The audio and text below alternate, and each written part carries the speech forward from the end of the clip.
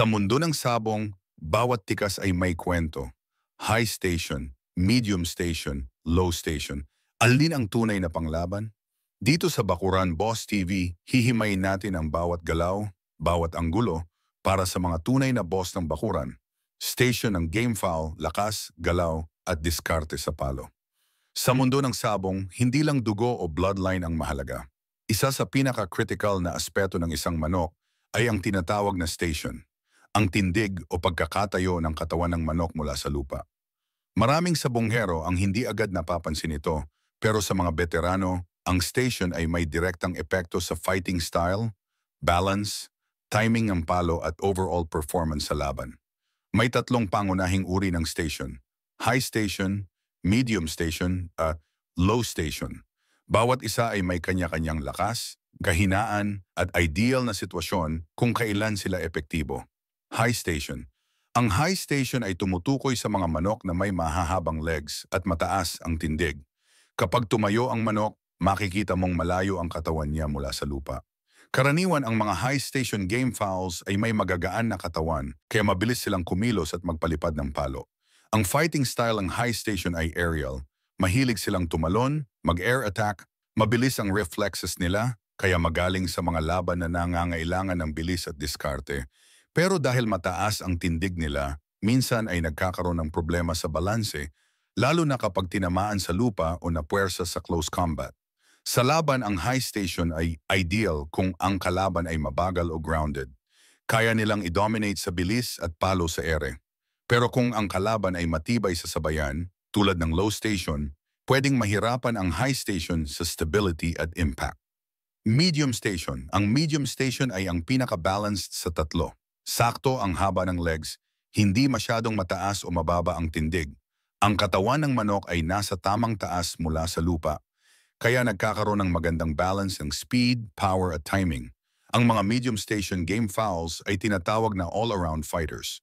Pwede silang lumaban sa ere, pwede rin sa lupa. May sapat silang bilis para umiwas at sapat na lakas para makipagsabayan.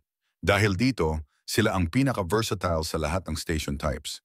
Sa laban, ang medium station ay magandang choice o kung unpredictable ang laban. Tulad ng mga derby na maraming klase ng manok ang sumasali. Hindi sila extreme sa bilis o lakas, pero dahil balanced sila, madalas silang tumatagal sa laban at nakakahanap ng tamang timing para manalo. Low station. Ang low station ay ang mga manok na may maikling legs at mababa ang tindig. Kapag tumayo sila, halos dikit sa lupa ang katawan.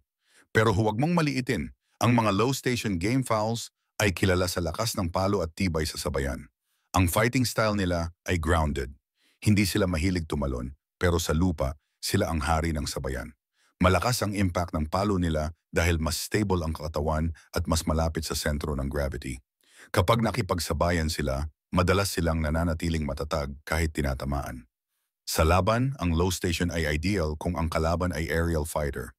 Kaya nilang i-neutralize ang palo sa ere at ibalik sa lupa ang laban. Pero kung ang kalaban ay sobrang bilis at regarding sa pag-iwas, pwedeng mahirapan ang low station sa paghabol.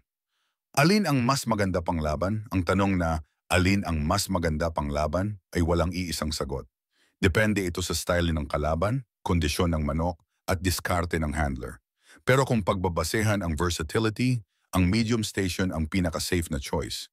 Balanced siya sa lahat ng aspeto, may bilis, may lakas, may timing. Kung gusto mo ng agresibong palo sa sabayan, go for low station. Kung ang laban ay open field at kailangan ng bilis at aerial dominance, high station ang panalo. Ang tunay na sekreto ay nasa pag-match ng station sa bloodline at fighting style. Hindi sapat na maganda ang station, dapat tugma ito sa karakter ng manok, sa training at sa diskarte ng handler. Sa Bakuran Boss TV, hindi lang tayo basta tumitingin sa palo. Pinag-aaralan natin ang bawat galaw, bawat tindig, at bawat istasyon ng ating mga alagang manok. Dahil sa sabong, ang tunay na panalo ay nasa tamang kaalaman at tamang diskarte,